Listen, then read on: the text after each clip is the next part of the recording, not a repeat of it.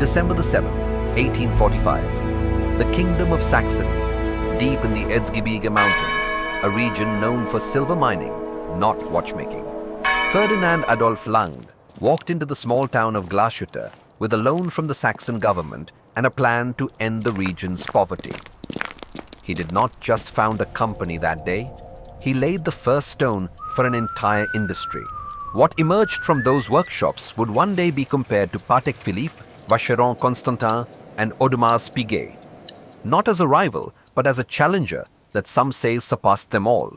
But the story of our Lange Söhne is not one of continuous triumph. It is a story of erasure, resurrection, and a quiet war fought not with marketing, but with the invisible language of anglage and balance springs. This is the paradox you have to sit with. When people speak of the holy trinity of watchmaking, they almost never mention Glashütte. The names that roll off the tongue are Swiss, Geneva, the Vallée de Joux. Yet ask any serious collector what brand they would most want to own if money were no object, and the name A. Lange & Söhne appears again and again. Why? A brand that was dead for nearly half a century. A brand that had to be reborn from a state-owned ghost factory. A brand that, in less than 35 years, built over 40 in-house movements and won more than 150 international awards. The visible world tells you that Swiss watchmaking is the peak.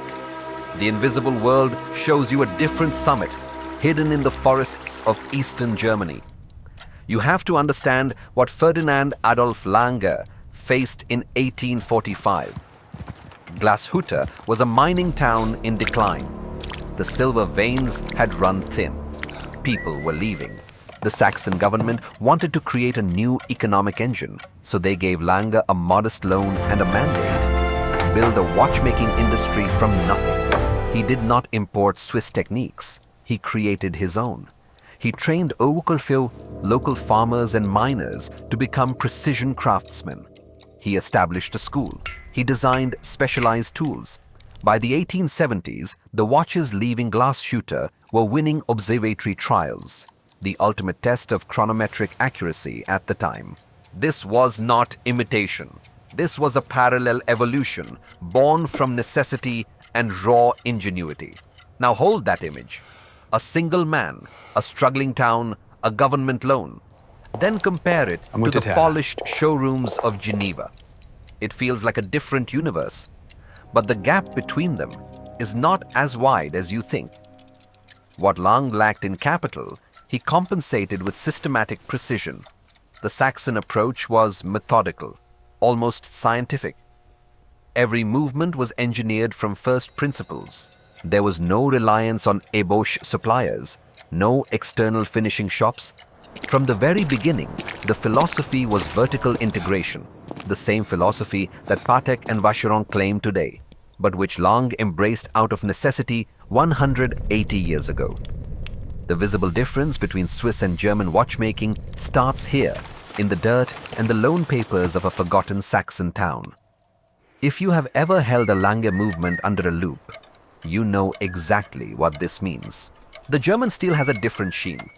The anglage, the chamfered edges of every bridge and plate, is sharper, more defined. The swan neck regulator, that elegant curved spring used for fine adjustment, is not just functional. It is a signature. It tells you that the watchmaker who finished this caliber has nothing to hide. Every surface is meant to be seen, even the ones that will never see daylight inside a closed case pack. This is the philosophy that Ferdinand Adolf Lange instilled. The invisible world was never meant to stay invisible. It just required a viewer with the right depth of gaze. You have just seen that the invisible world of a Lange movement is not accidental. It is deliberate, forged from necessity in a struggling town. If you want to keep uncovering these hidden philosophies behind every bridge and plate, subscribe to this series. And tell me in the comments which detail from Lange's invisible arsenal, the anglage, the swan neck regulator, or the vertical integration, most reshaped your idea of what a movement can be. Now comes the gap, the 45-year void. World War II ended and Glashütte found itself in the Soviet occupation zone. The Lange family workshop was nationalized. The name A. Lange and Söhne was erased from the commercial registry.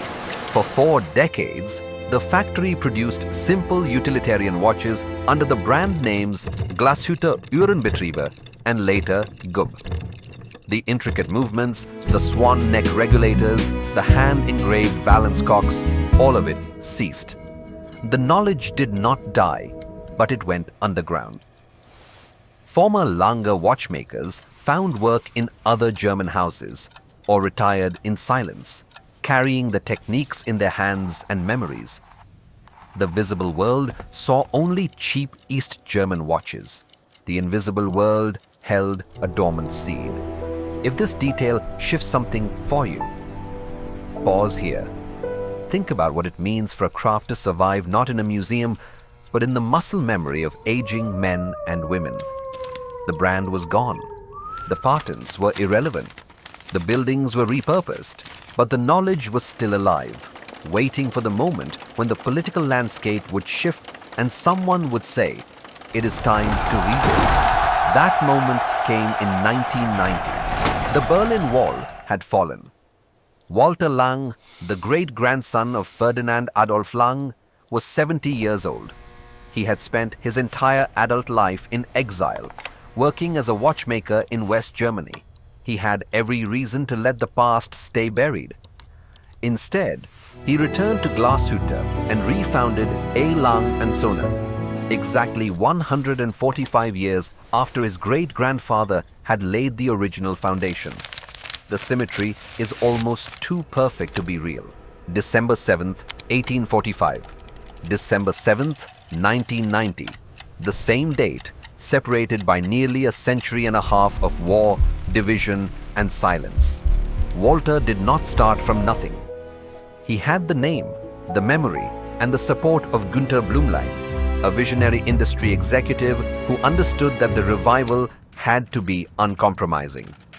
Blümlein famously said, "Made in Germany resonates worldwide," establishing A. Lange & Söhne as one of the leading high-end watch brands globally. He was not making a boast. He was describing a strategy.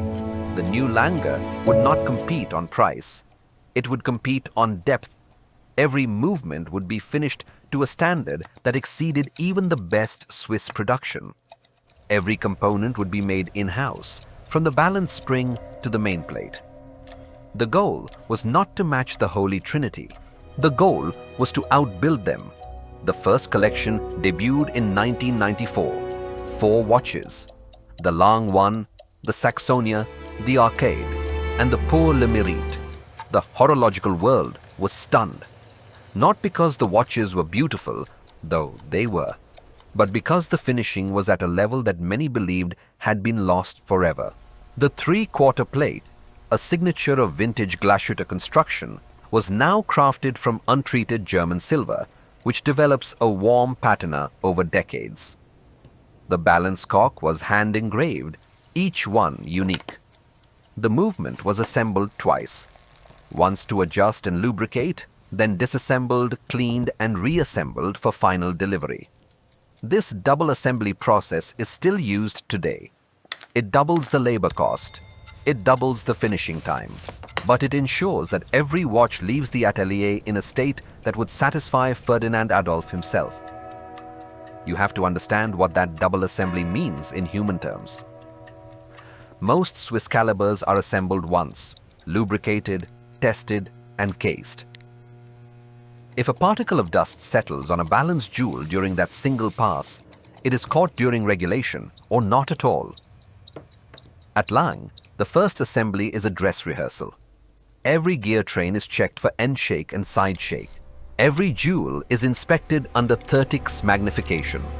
Then, the entire movement is stripped back to its raw components, cleaned in a solvent bath, and rebuilt from zero. The second assembly is the final performance. This process tripled the labor hours per watch compared to a standard Swiss manufacture. The visible world does not see these hours. The invisible world counts them as the true cost. Now think about the balance spring. This is the tiny spiral wire that controls the oscillation of the balance wheel, the heartbeat of the watch. Most Swiss brands buy their balance springs from Nivarox, a Swatch Group subsidiary that supplies nearly 90% of the industry.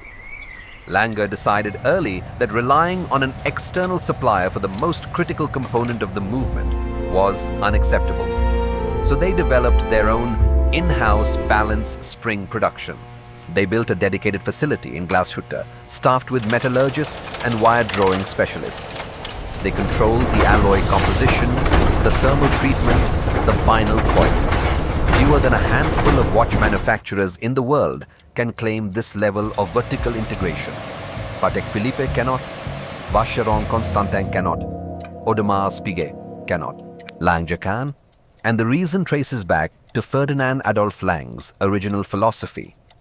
If you do not control the source, you do not control the result.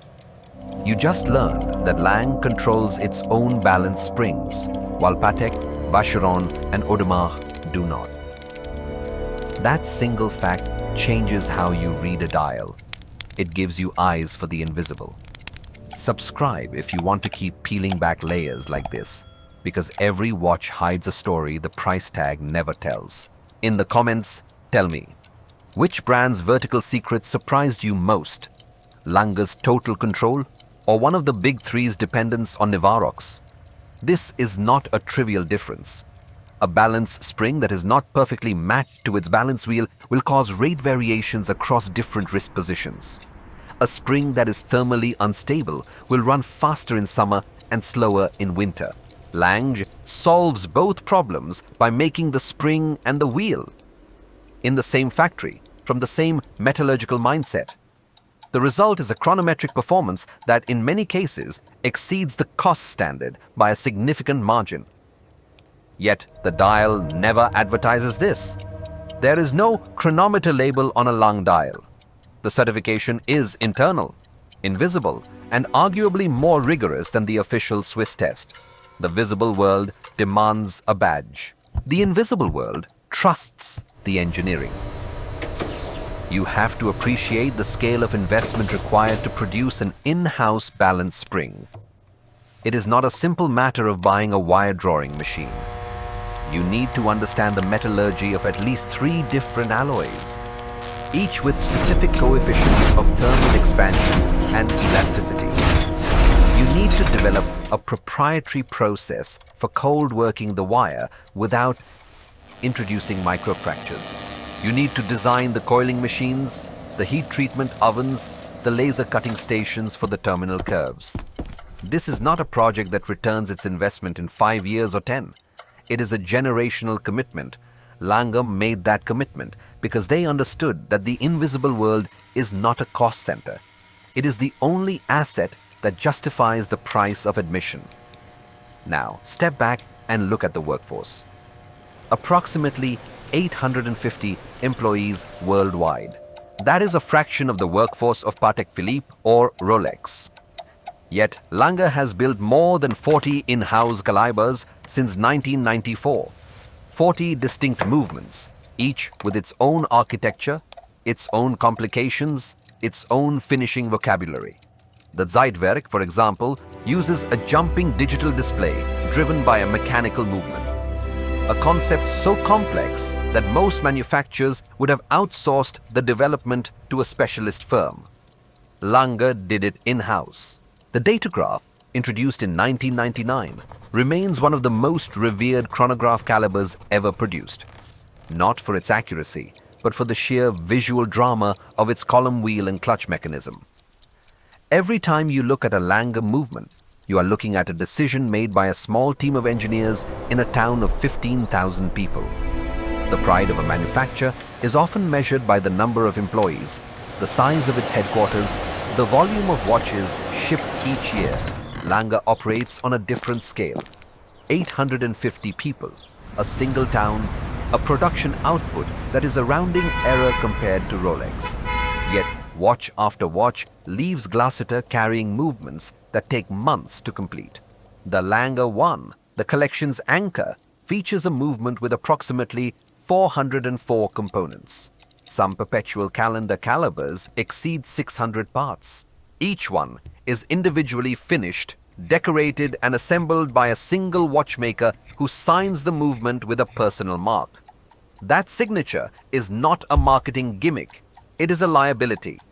If that watch returns for service and the signature is identified, the watchmaker knows that his work has crossed the line between acceptable and exceptional. There is a specific moment in the assembly of a Lange tourbillon that captures the philosophy better than any museum display. The balance spring is pinned to the stud. The stud is inserted into the balance cock. The watchmaker rotates the balance wheel by hand, watching the amplitude through a microscope. If the spring is not perfectly centered, if it breathes unevenly in any plane, the entire assembly is rejected. Not adjusted, rejected. A new spring is manufactured. A new balance wheel is matched. The process starts again. The visible world sees a tourbillon and thinks, expensive complication.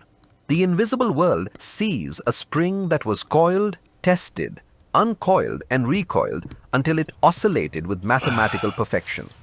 That is the difference between a product and a creation. You have to ask yourself why a company that was legally dead for 45 years, that was reborn with a handful of employees and a borrowed name, now commands auction prices that rival the greatest Swiss houses. In May of 2019, a Lange 1 in stainless steel sold at Philips for more than $200,000. A simple time and date watch. No tourbillon, no perpetual calendar. Just the basic Lange caliber, finished to a standard that the auction house described as museum grade. The buyer was not paying for rarity of metal.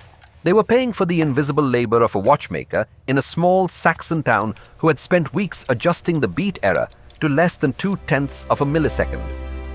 The price tag is the visible world. The beating heart is the invisible one. Now consider the customer. The person who buys a Lange is not the same person who buys a Royal Oak or a Nautilus. The Lange owner does not need to broadcast wealth. The crown at 4 o'clock, the asymmetrical dial, the lack of a date cyclops. Every design choice signals a different set of priorities. This is a watch for someone who reads the dial as a coded message, who knows that the 3/4 plate is a tribute to the 19th century, that the balance cock is hand-engraved by a woman named Helga who has worked at the same bench for 27 years. The visible owner owns a status symbol. The invisible owner owns a relationship with a craft that survived a world war, a nationalization and a resurrection. The 19th century balance spring remains the most fragile component in the entire system. A single microscopic burr on the inner curve can stop a watch. A tiny magnetic field can cause the coils to cling together. Lange addresses this by producing its springs in a clean room environment, with strict humidity and particle control. The alloy they use is known as Niveroxide, but their proprietary version includes a specific trace element that improves long-term stability. They do not publish the formula. They do not license it. It is a piece of intellectual property that exists only inside the minds of a few metallurgists and the factory's locked development files. That hidden formula is worth more than any tourbillon patent. The comparison to Patek, Vacheron and Audemars Piguet is not accidental. It is the central axis on which the Lange mystique turns. Those 3 Swiss brands represent the established order, the continuity of Geneva and the Vallée de Joux. Lange represents the insurgent, the survivor, the alternative history that almost happened but did not. The Swiss houses have uninterrupted histories stretching back centuries. Lange has a gap of 45 years, a hole in its timeline that cannot be filled with documents or anecdotes. Yet that gap is precisely what gives the brand its emotional weight. Every Lange movement built since 1990 is a refutation of erasure. Every watch is a statement that the invisible world can outlast the visible one. That hidden formula, that 45-year gap, these are the elements that transform a watch from an object into a story. If you want to keep uncovering stories like this, subscribe to Luxor, because the invisible world has many more secrets to reveal. And tell me in the comments, what hidden detail in a watch gives it emotional weight for you? The company produced approximately 5,000 watches in its best years. Compare that to the tens of thousands produced by each member of the Holy Trinity. Rarity is not the goal, depth is. Each watch must be an argument for its own existence, a hand-finished rebuttal to the idea that mass production can match the human touch. The price of admission is high, but the invisible world has never been cheap. Now look at the balance spring one more time. It is coiled into a perfect spiral, its terminal curve bent into a shape called the Breguet overcoil, a design that improves isochronism, the ability of the watch to keep the same time regardless of how much power is left in the mainspring. Lange makes its overcoils by hand, using tweezers and a microscope, bending the thin wire into a curve that is mathematically calculated and aesthetically pleasing. A machine could stamp out 1,000 identical overcoils in an hour. It would take a single watchmaker a full day to make one by hand.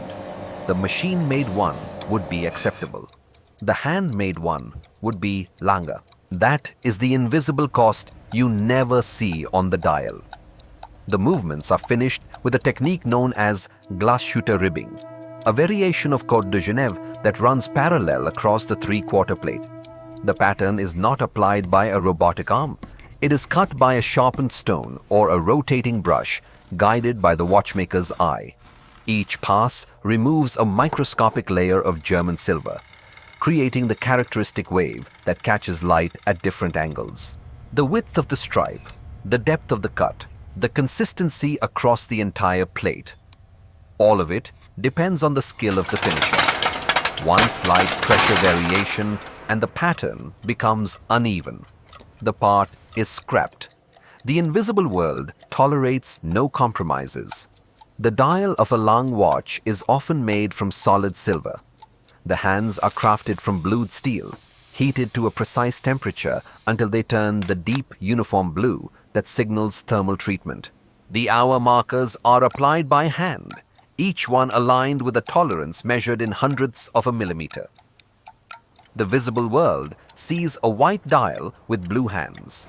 The invisible world sees a metallurgical process that requires at least 17 distinct steps, each one capable of ruining the final result. The dial is not white. It is silvered, and the patina that forms over decades will be unique to that specific watch, a fingerprint of time and environment. You have to understand that no part of a Lange movement is left unfinished. The surfaces that face the case back are polished. The surfaces that face the dial are also polished, even though they will never be seen.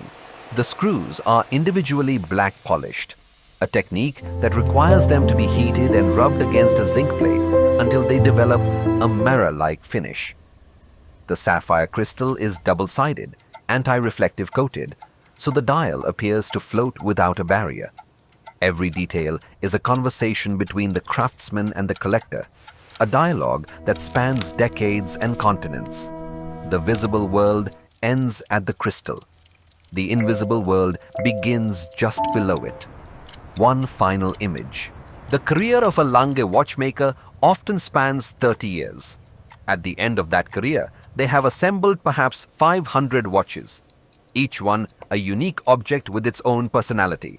They know that their work will outlive them. They know that the watch they built will be serviced, passed down, auctioned, studied. They are not building a product for a season. They are building a bridge across time, connecting the hands of Ferdinand Adolf Lange to the wrist of a collector born 2 centuries later. The visible world measures success in quarterly reports. The invisible world measures success in half-lives. The second hand sweeps without a tremor, a quiet pact between craftsman and owner. If this resonance calls to you, there is a place among the circle that honors it. Step inside the atelier.